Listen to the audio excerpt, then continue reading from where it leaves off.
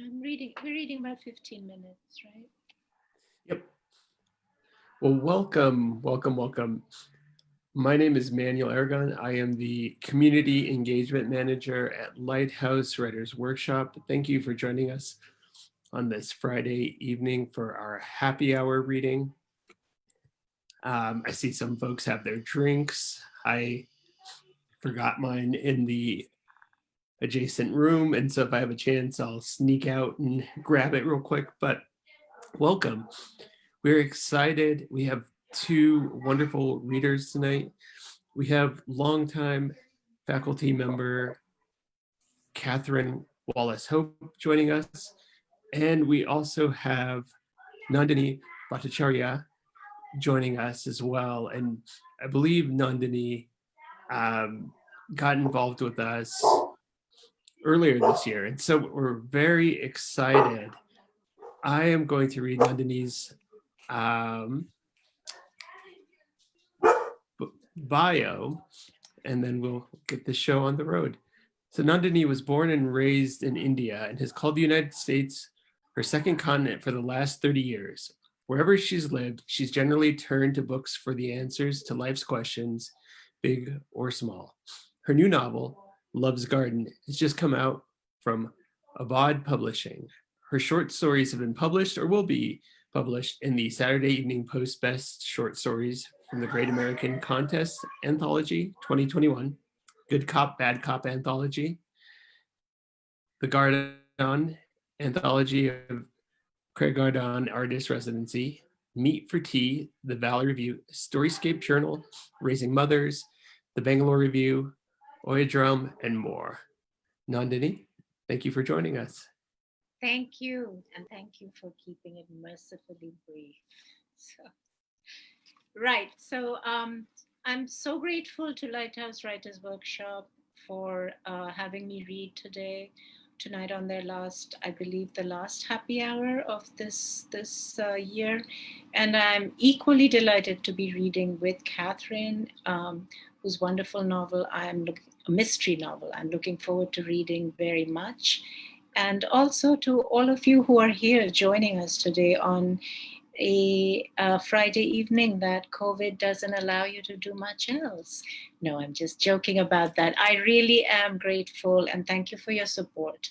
So I'm going to read from the beginning of my novel. This is my debut novel. It is mirrored, of course, but it's called Love's Garden. It's a historical novel, but also women's fiction about 20th century Indian women living through the wars and the Indian independence struggle, and of course, much, much more than those three public events. So, to start at the beginning, this novel is about three women of three different generations whose lives are connected through various loves, friendships, and dreams, both realized and broken. And this is the first woman, one of my primary protagonists. Her name is Saroj. Chapter 1. In the year 1898, in a corner of Britain's far-flung empire, where the imperial sun is still rampant, a train snakes through a vast plain checkered by bronze, green, and ochre fields of wheat, corn, and millet. A woman stumbles through the train, passing compartments, peering into some, trying to reach the engine at the front. Her name is Saroj, and she wants to stop the train. Stop the train, get off. How can this be happening? Why hasn't Munia come? She promised she would come without fail. Munia knows the stakes. She swore on her honor and her love. People are sleeping, seated, slumped, stretched out, some with their entire bodies and heads covered with makeshift sheets, others in ugly positions that bring no shame only to the utterly oblivious. The train is completely dark. Here and there, Saroj hears a moan, a whimper, even a low droning. Is that an infant crying, though? Saroj freezes for a long second. No, it's a little girl who has fallen off a bunk. She's lying sprawled on the dirty floor, sobbing as if getting up without her mother's remorseful help is out of the question. Saroj can't wait, can't stop, can't step into the compartment and help her up. No time to lose. Saroj lurches on forward. The engine shrieks again and again as it shreds the night. Saroj begins to think she will not be able to reach that engine compartment where the driver and the stoker are busy urging on the machine like a trained beast. Her legs are giving way. The spirit billows out of her like smoke from an extinguished fire. All is burning. All has burned. She should have burned too. It was her fate, but she erred. She sinned. Had she sinned? Had she erred? The old agony of that dilemma stops her as if someone has just punched her in the gut. She doesn't even try to break her fall to the floor. On the gritty floor of the snaking train taking her away from everything she has ever known or loved, Saroj dies that night inside. The next section I'm going to read from is happening about 25 years later and in the house of Saroj's daughter, who is my second major protagonist in the novel. And her name is Lady Premita. She's actually an Indian baroness. The British did this. They knighted some Indians for their services to the empire. And so she's a great lady in a great house in Calcutta, the biggest metropolitan city of the British Empire.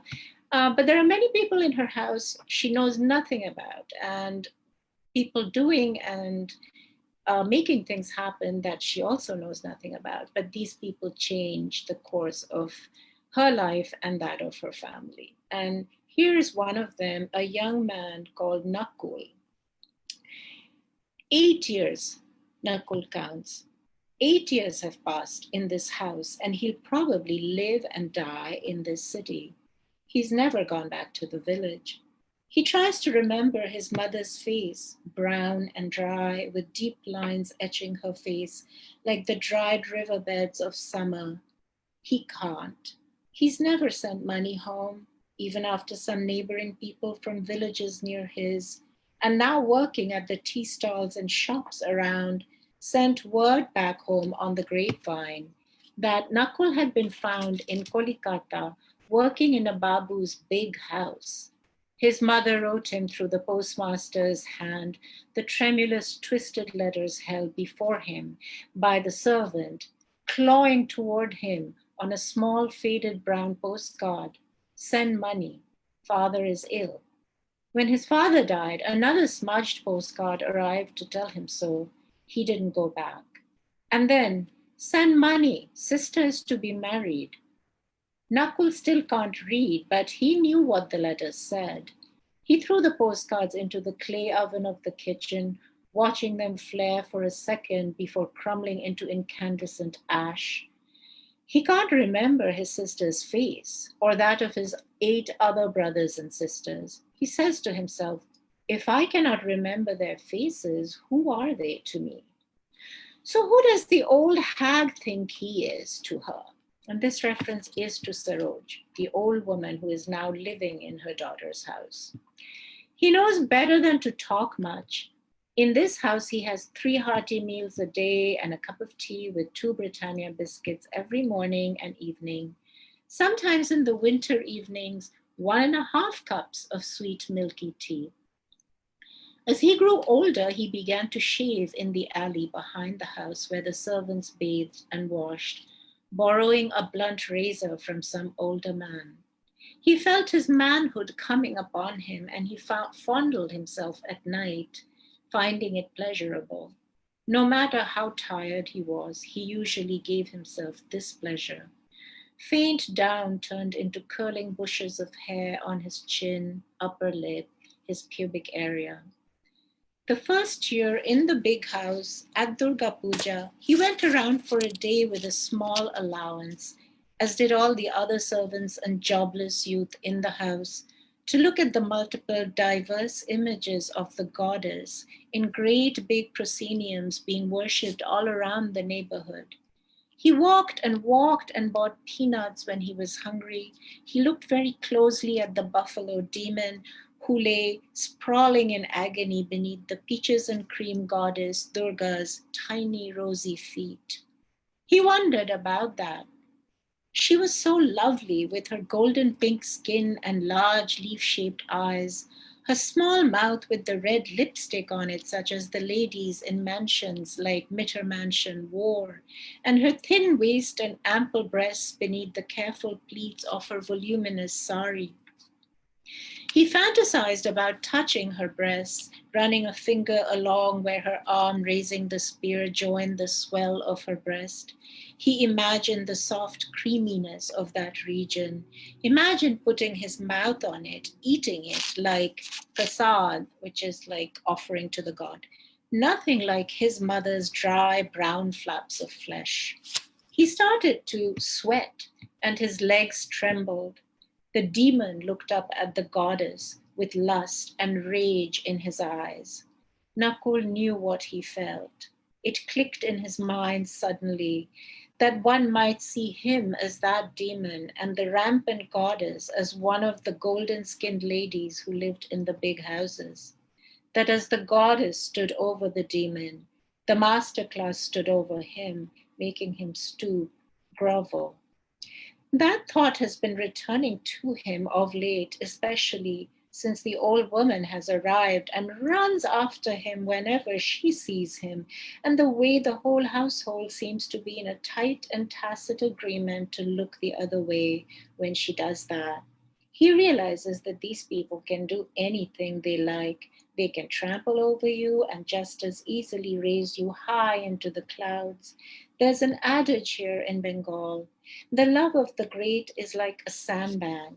One day you are in chains, the next you are on the moon. Whatever they want, they do, and no one can stop them. The other day he saw something worth money. Lady Mitter slapped that Roma girl tight across the face. When he saw it, his own palm itched sympathetically. The girl is a dark, nasty, sulky creature, and Nakul has always envied and hated her, knowing that she comes from quite low people, and Madam adopted her out of pity. She's not all that much better than him, but she acts like the little lady. Missy Baba indeed. She can use a few ells of taking down, especially shouting at Madam like that, saying she hates her and she and Sir Mitter are dogs of the English or something close to that. He's illiterate, but he knows that phrase because these days it's on the lips of so many Bengali babus on the streets and in the shops, and it's clearly not a good thing. And then the last section I'd like to read is about the young singer dancer that Lady Mitter's son has fallen for. And this will cause yet another eruption and a tremendous conflict within the family. So here's about her, chapter 48. City of fairy tales, gossamer dreams, or nightmares, Calcutta has begun to hear of a certain Rehana, an Indian nightingale whose recorded voice will, decades after Rehana vanishes, reduce crusty men in their dotage to nostalgic, roomy tears. Her name right now coils through elite, sybarite circles of the city across races, castes, and religions.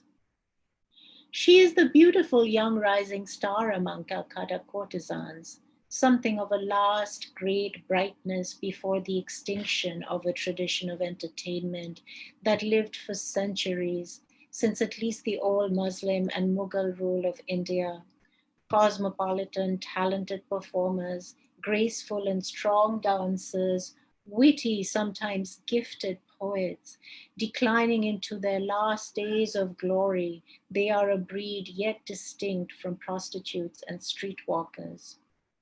Trained in the tough classical methods and traditions of generations of such foremothers, Rihanna has, besides a voice of stirring purity, a habit of biting her lower lip while smiling at the effusions of her admirers. It drives middle aged men nearly berserk and old men nearly potent. On Mujra evening, she sits on a Persian carpet in brilliant brocaded khagras and angraka, toes and fingers reddened with henna, draped in the mirrored and sequined jewelry of her foremothers, judiciously sprinkled with strands of gold and gems that Nawabs, Babus, and Englishmen bestowed on one or another of them, a gold fringed veil cupping her leaf shaped face. She sings of patient love and morbid pining. Love is something that Pyari Bai, her mother, hasn't discussed with her daughter. Pyari means beloved, but who's beloved and for what? Questions that give rise to raucous laughter in that house. Love is also a topic Pyari Bai didn't discuss while closing a certain deal with Harish Mitter regarding daughter Rihanna. While Rihanna was quite well coached in how the bedroom scene goes, between rape and romance, she's been told nothing about any happily ever after. In fact, throughout the house, every time the word love is uttered, there are peals of laughter, or angry curses, or parodies of whiny film songs where women moan about ishq and bewafa humsafar and behuda dunya. Her mother and aunties hawk and spit hard and sharp at it. But that doesn't mean that Rihanna, only 19, doesn't think of it. Fact is, every song she's learned from her music teacher is about love. Love for God, love for a faithless man, love for wine, love for love. But what's this love thing? Where is it to be found? The popular saying is that the brothel is where love is bought and sold. But that's vague nonsense. What's sold at the brothel isn't love, but bodies and sometimes youth and beauty. Love remains an enigma. Thank you. Thank you, Nandini. I could see some claps in folks' windows. Thank you. Our next reader. So wonderful. Our next reader is Catherine Wallace Hope. Catherine earned her degree in creative writing at the University of Colorado and also studied dance in New York and art and psychology in California. She specializes in helping writers gain enhanced access to the creativity that can seem so elusive when it's needed most. She's the author of the just released thriller, Once Again, from Alcove Press. Catherine? Hello, everyone, and thank you, Manuel, and thank you, Lighthouse, for the pleasure of getting to spend time with you. I miss you all, and I'm delighted to have this chance to be back, even though it's only virtual. And Nandini, it's just a pleasure to be able to read with you. You are just a wonderful, wonderful writer. I cannot wait to read your novel. Thank you so much for that beautiful reading. Thank you. And hi, everybody. Okay. So this is my book. I have to put it up this way or you can't see it. It's been out for a month, and I think I would classify it as speculative fiction because the science is just over the edge of real science, but you know, it's so close to the actual events that are really happening that I don't know, you could call it like quasi-reality. I don't know. And I'm only going to read a section from the beginning because the rest of the book is just full of spoilers. So this is an opening. It's about a couple who are struggling in their relationship is in shambles because they are not able to incorporate their feelings for each other with the grief of the loss of their daughter 500 days before. Erin, the main character, had an idea that she would open a restaurant. She's a chef and a restaurateur, but of course, having lost her child, she's lost her connection to life and living. So her husband, Zach, is an astrophysicist who has, he's found a way to cope by losing himself in his work. And on this particular day, when Erin wishes that he would be home with her, he is in a clean room in a lab in Boulder, where they're tracking a cosmological event that could change the way astrophysicists and humanity at large understand what we know about time. So for him, it's a crucial and never to be repeated event. And for Erin, it's a day that she has to mark alone. All right. On a hot summer morning, Erin Fullerton sat at the island in her kitchen alone, wearing the t-shirt and sweatpants from the day before, or maybe the day before that. She shivered slightly, even though the room felt warm. She cradled a cup in her hands, but the remnants of her coffee were cold. Once there was a ghost, she thought. This was the game she and her daughter used to play, telling each other little stories they made up together, 5 words a turn. Erin closed her eyes and let herself see Corey's face, those round, lucent gray eyes, the way she used to gaze to the side as she searched for words. In the beginning, when Corey was just 3 and starting to figure out the game, she ended every story with her main character, a fairy, a fish, a hamster, successfully going potty, which she found hilarious. She had that little girl laugh that tumbled across the room as loud as a chord on a harmonica. By the time she was 6, shortly before her death, the stories had become more sophisticated, with missions to rescue captured sisters and find lost undersea homelands. Now, Erin took Corey's turn and filled in the words for her. Who lived in the woods. Erin put her cup down on the white countertop of the island. Stop it, she muttered. Stop turning it into a story for her. But she couldn't make herself stop. It had been nearly a year and a half since Corey died, 500 days, and still all Erin could do was think of her. She couldn't start new things. She couldn't make lists. She couldn't reach out to other people. She couldn't find her way back to the normal world because, she thought, this is what becomes of the mother of a murdered child. And the threads that bound Erin to this world now were so thin, spun glass finer than spider silk, so easily snipped between her fingernails. She could sever them in a heartbeat. Her phone startled her, humming with an incoming call. When she saw the caller ID, she couldn't make sense of it. Peregrine Elementary. She stood as she accepted the call. Hello, she said. A woman replied, Mrs. Fullerton?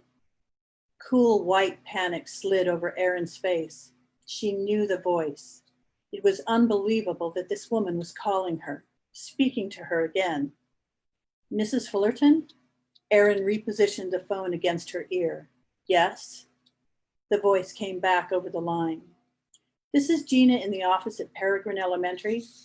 An image of the woman surfaced from a murky pool of memories,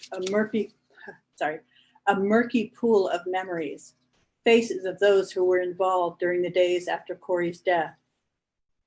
Erin wrapped a protective arm over her chest. Why are you calling me? Well, Gina paused as if she were the one who was surprised. We have Corey here in the office and she's running a temp of 101.8. Erin flinched from the sting of this woman saying her daughter's name. Her lungs shrank in her chest and she grabbed the edge of the island's counter. What? The world seemed oddly slanted and she thought she might lose her balance. She looked again at the ID and then put the phone back to her ear. Gina spoke again, slow and clear, highlighting each word. Someone will need to pick her up because she's running a temp. Why are you doing this? Erin pulled her hand to her damp forehead. She couldn't imagine how someone could make this call more than a year later, knowing full well what had happened. Gina exhaled, sounding impatient before she spoke again. Is this Corey Fullerton's mother? Yes, Erin snapped. Well, then you need to pick her up, Gina snapped back. What is wrong with you? Erin paced the kitchen tiles. Don't you know what a horrible thing you're doing? The quiet lasted a few seconds. Erin's pulse thrummed in her ears and she couldn't swallow. She had to have water. She grabbed a cup and filled it from the tap. It was then that she looked up through the window pane. Outside, it was snowing. She dropped the cup and it clattered into the sink. Snowflakes chased down from the pearl gray cloud cover. Half a foot of new snow lay on the ground, and the limbs of the spruce trees hung heavy with the slow falling burden. She leaned on the counter with a hand over her eyes. This is what happens, she thought. Eventually you lose your grip and start to fall. Tin sounds rose from the phone and she listened. Gina said, if there's a problem. No, Erin interrupted, scrutinizing the snowfall. She dropped the phone on the counter and ran to the stairs and up toward Corey's room. She froze in front of the closed door. Impossible. Her thought was to open the door slowly so the dust wouldn't stir, the air wouldn't shatter, the quiet that had accumulated over all the months when she had stopped outside the door and held her breath and listened. The empty room should be just as it was, nothing but dark space. And in the closet, the neat white boxes of Corey's things that Erin's mother had packed up and placed in stacks.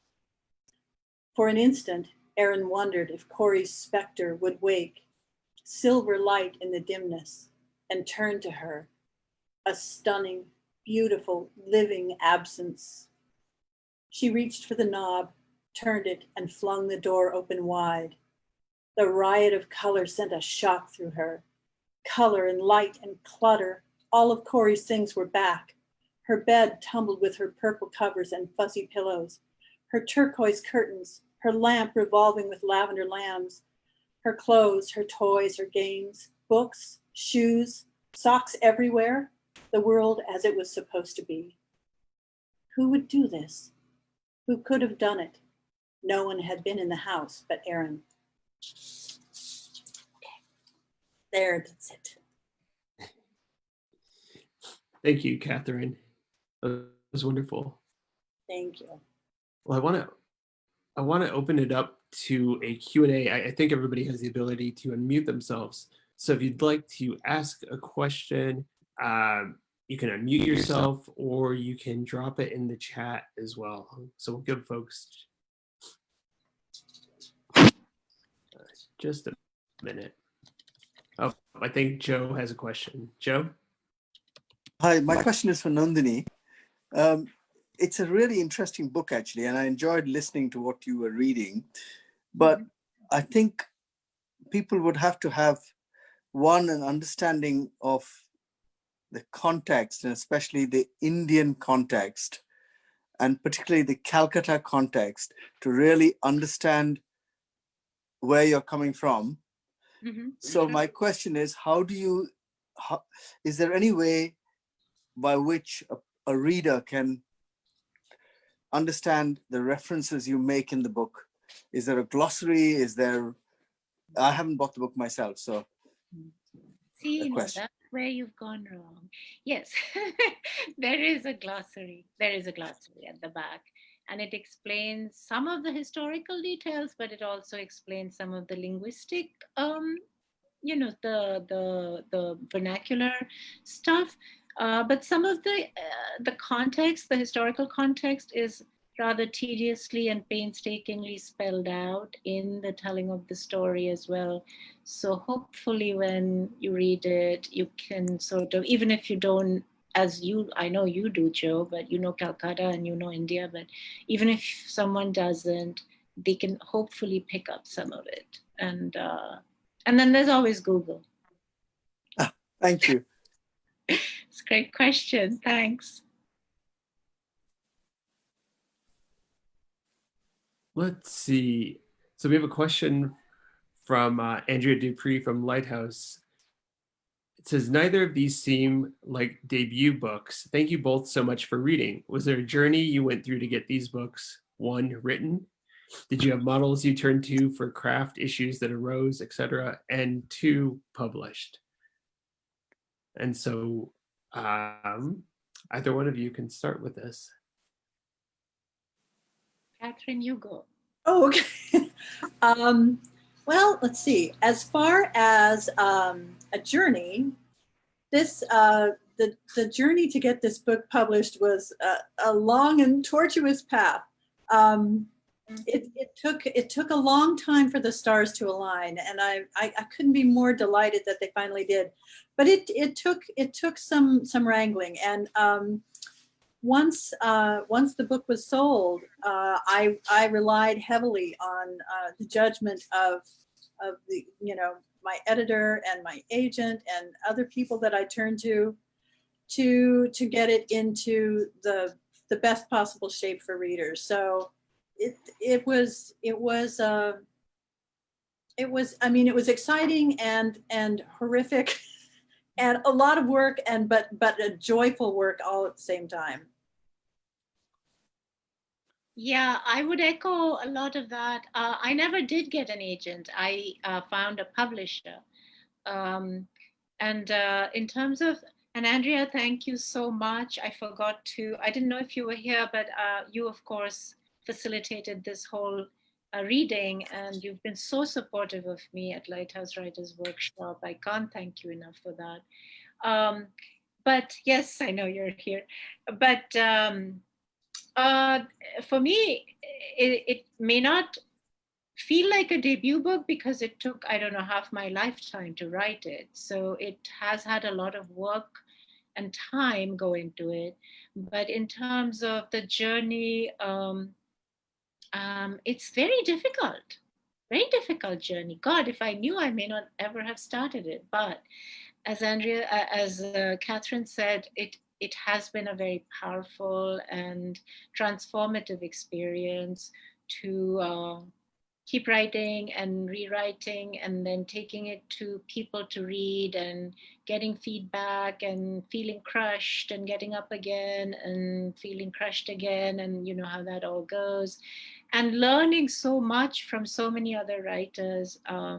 So I wouldn't exchange this for anything else, even though right now publishing just seems like a completely uphill struggle, and I don't know, only the most fierce of heart are probably um, should probably try it. But yes, it's been a wonderful journey overall, and with the support of readers like you. Without that, there's nothing.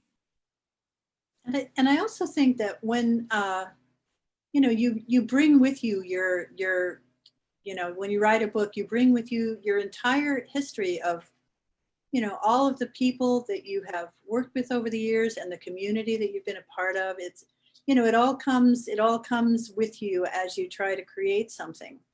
And I mean, I don't know how I would have approached this if I hadn't had the background of all of the people that I worked with Lighthouse, and especially the support of people being encouraging and understand, having the understanding of other writers who know what it's like to go through this stuff. So yeah, I just think that that all plays into being able to get the work done.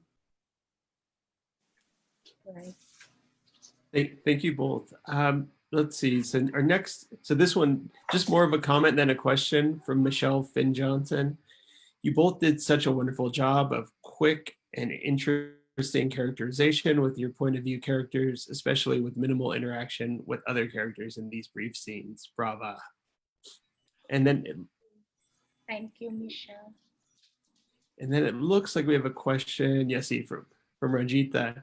Thank you both for reading. It is always nice to be read to, especially by the authors. My question to both of you, what inspired you to write? Nandini, you go first this time. Okay. What inspired me to write? I mean, there is a cliche answer, which is I could not. That's not necessarily true. I think what inspired me to write was I was looking for myself at the beginning, at least. I've talked about this in some other places, so I don't want to repeat myself, but kind of midlife and mid-career, I just felt like I wanted to do more than, just pull things apart in terms of reading and writing, which is what I do as an academic, as a teacher of English. And I felt like I wanted to put things together. I wanted to see how I could assemble some of the stuff that I read, that I love, or not that stuff, but to try and repeat that, to try and do that myself. And I've always loved literature. I've never really wanted to do anything else other than read and now write. So I think that was why I started. And then I think exile has a lot to do with it for me, because I'm an immigrant, and because I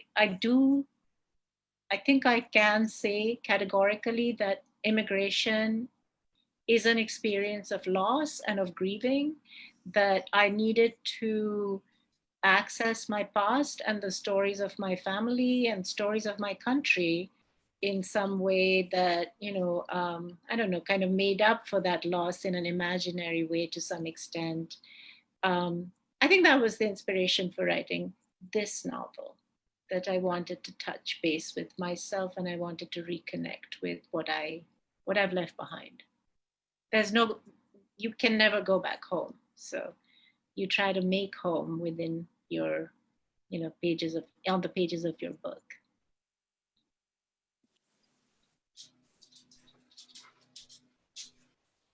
Catherine. Thank you for that, Nandini. That was beautiful. Thanks. I have kind of an experience of writing where I have long history of bookworms and librarians in my family who have always, admired and elevated writers. So I've always, thought that they were the height of a culture and its intellectual abilities, and its kind of its worthiness is found in its writing. So I always wanted to be a part of that somehow in my little tiny way. And the inspiration for this particular novel was a dream that I woke from and tried to find some way to turn it into a story, seeing that it had mythological similarities to the myth of Demeter and Persephone. And so that was fun. That was a great challenge and a really interesting part of doing the work, to try to bring that mythological component into the modern story. If I can comment on that, Catherine, Mm-hmm. I really love that idea that you had a dream, and that dream connected you to a myth in your own cultural and intellectual legacy, and then it connected to your family, because in so many ways all families are mythic, and our relationships and with our family members and our histories are also sort of archetypes in many ways that you find in different myths. But I also wanted to say that it's interesting to me how we are writing in completely different genres, and presumably coming from completely different backgrounds, or very different backgrounds and perspectives, but we're both writing about the sort of mother-daughter thing, which seems to be, at least for women writers, such a, I think it may seem like a cliche, but it is such a dominant preoccupation for women, at least. I think, I don't know what you would say to that, but that the myth, just the mother-daughter romance, that is. Yeah. Well, I agree, and I think it's an interesting thing to examine, because my experience with people in my life and people that I know is that a lot of women's relationships with their mothers are horrifically fraught. There's a lot of weight and tension in these relationships, and so I think it's a recurring thing of trying trying to make the most of these relationships, but also trying to know, you know, how to know that your mother is, you know, proud of you at this point, and you know, the incredible sort of mythic thing is always the loss and then the return. And I think, you know, symbolically, that's a great way to look at how a relationship evolves over a lifetime. Yes, absolutely.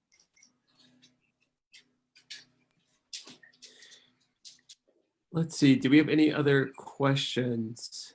Oh, we have Joe. Let me. Oh, sorry. I think. Oops. I think you got muted Can I there real ask a quick, Joe. question? Can I Yeah. ask- Yes.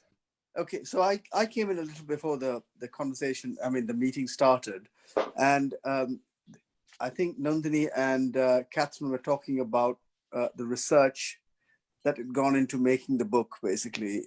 So I'd really like to know about the research that went into both their books. The other question, like I said, I haven't read either of theirs, but I'm interested. This issue of the mother-daughter relationship, I think, can be drawn further to the way that women see each other vis-a-vis the way men see women and women see men, in that I think women judge other women in a different way. And I think there is a huge difference between between different generations of women, so that I see it in my own daughter versus my wife. In the few years that separate them, there's been such a change in the way women see life and are able to experience life. Mm-hmm. And probably in Nandini's case and Catherine's case and their mother's case, there's been, again, a huge difference in the way they see life and their parents see life, their mothers see life. And that, I think, has been, I think that is what makes, I think, women's relationship with their mothers a bit fraught. Yeah, I agree.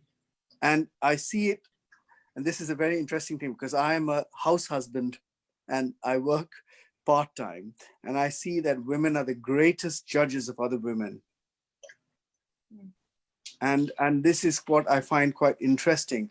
We men are, you know, we don't, I mean, if women stay at home, they're judged by other women. If they go and they look after their kids, they're also, if they work, they're also judged by other women.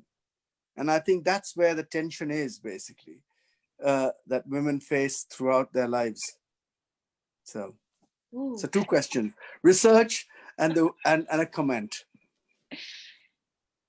Catherine.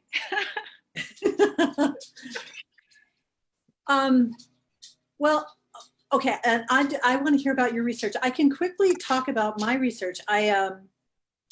When I woke from this dream, in the dream, you know, it was a dream of a kidnapped daughter, and the kidnapping recurring and happening again. So I knew right then that there would be some sort of time element in the novel.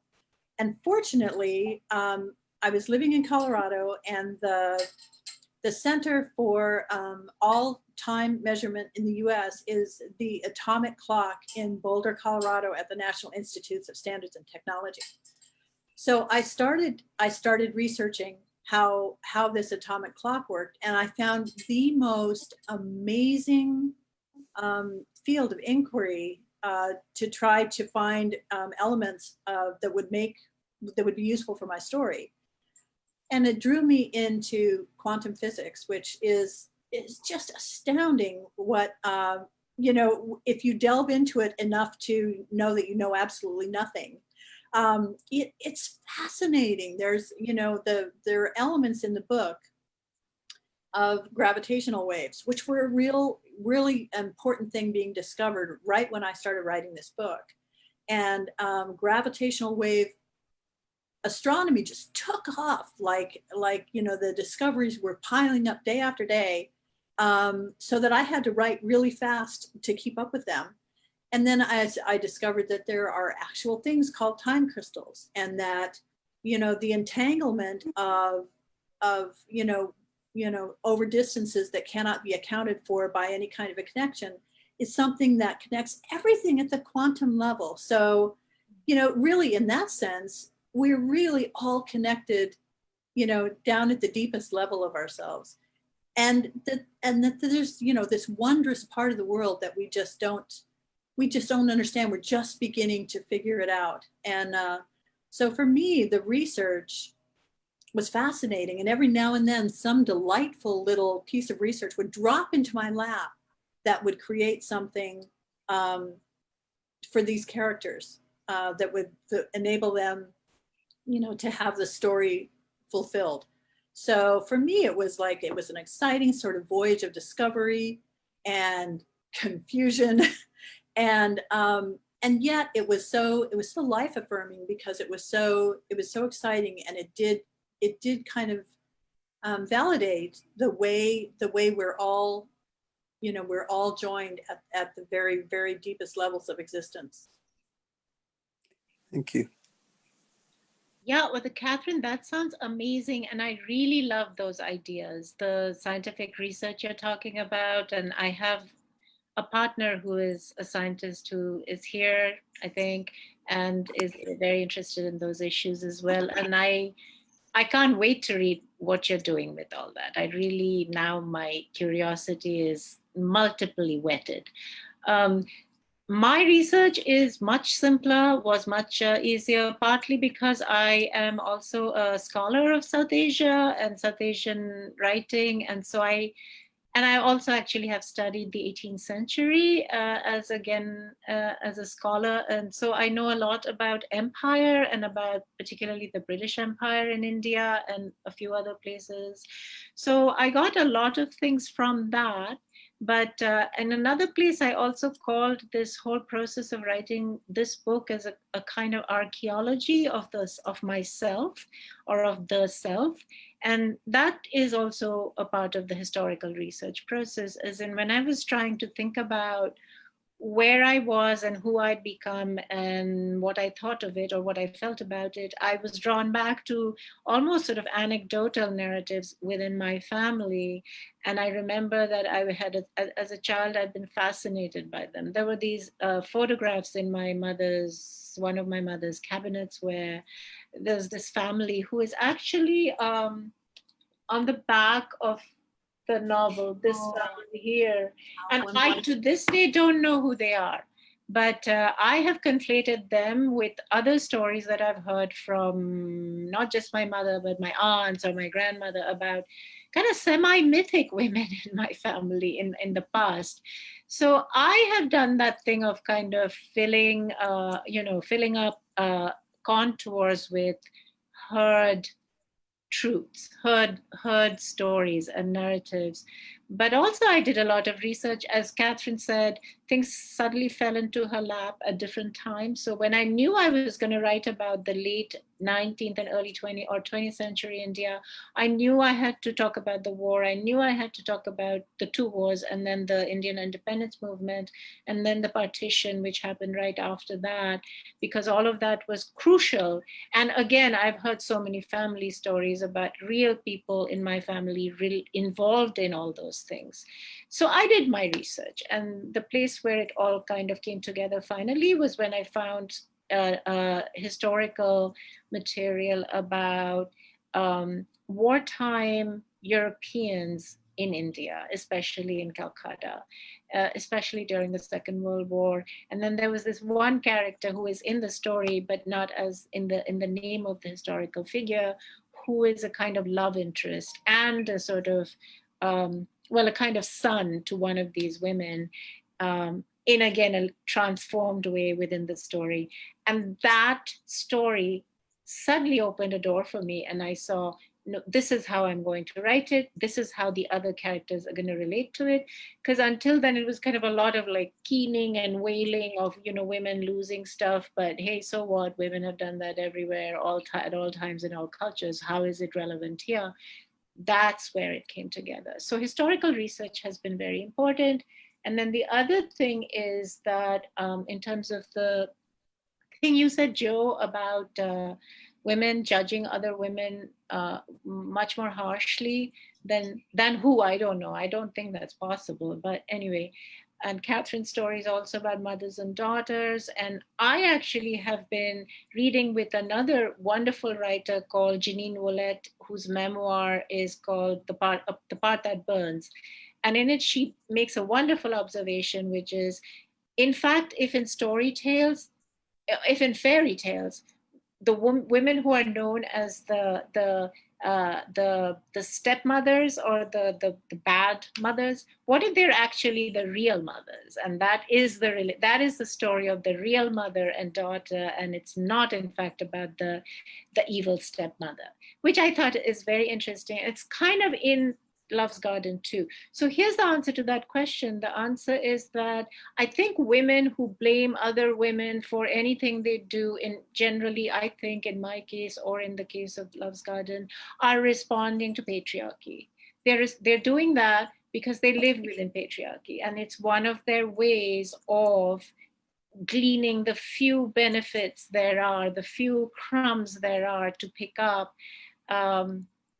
As women, so that the loyalty of women to one another is disrupted by the need for women to show affiliation, I guess, or loyalty to men. So I blame patriarchy.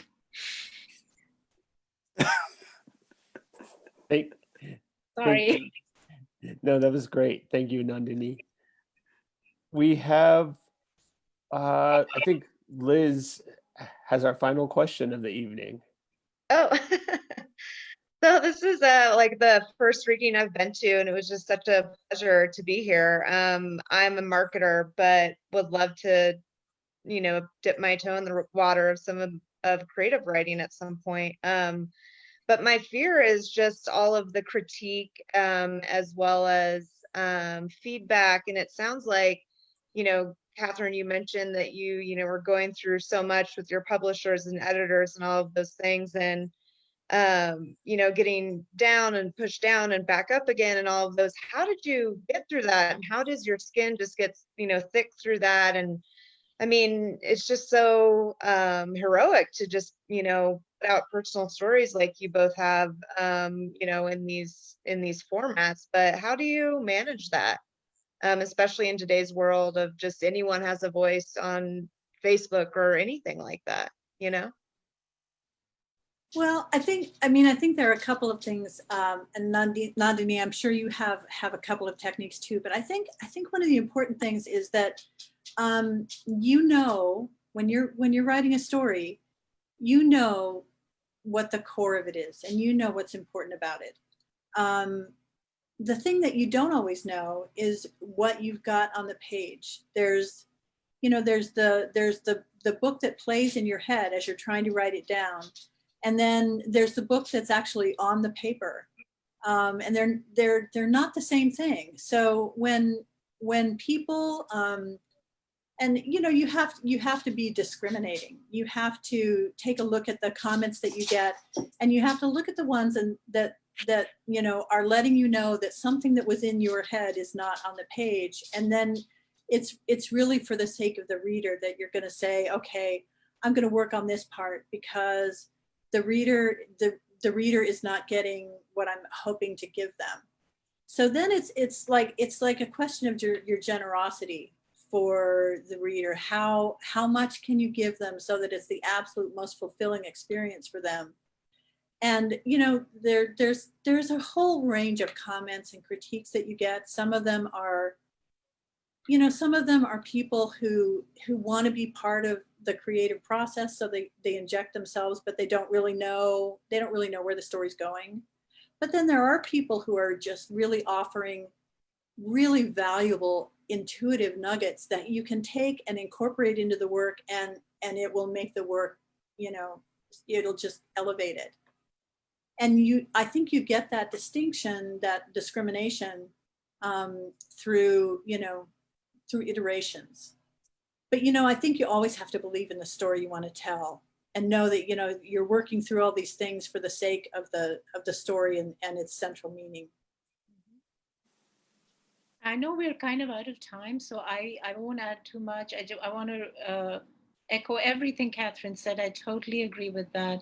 The one other thing I would say is that we do have to keep having many eyes look at it. And that, to me, that's been my experience, that I've had to ask again and again and again, but actually there is always someone who's going to give you the the go ahead, the right answer, the right feedback. So I mean, you kind of just, yeah, that it's difficult, but it's worth doing, because there will be someone who recognizes how wonderful your work is. And Liz, I would totally encourage you to go ahead. Me Go ahead and jump in, because the thing is, you as you go through the process, it's growth for you, and it's also growth for the people who are trying to work with you. So it's always valuable. Well, I want to thank our amazing readers tonight. Nandini, Catherine, thank you so much for your reading. Thank you for such an engaging conversation tonight. What a pleasure we had this evening. Thank you, Thank you, Manuel. Manuel, and thanks for everyone who came. Thank you so much. Thank you for being here, and thank you for your beautiful work, Nandini. Likewise. Likewise. Bye-bye.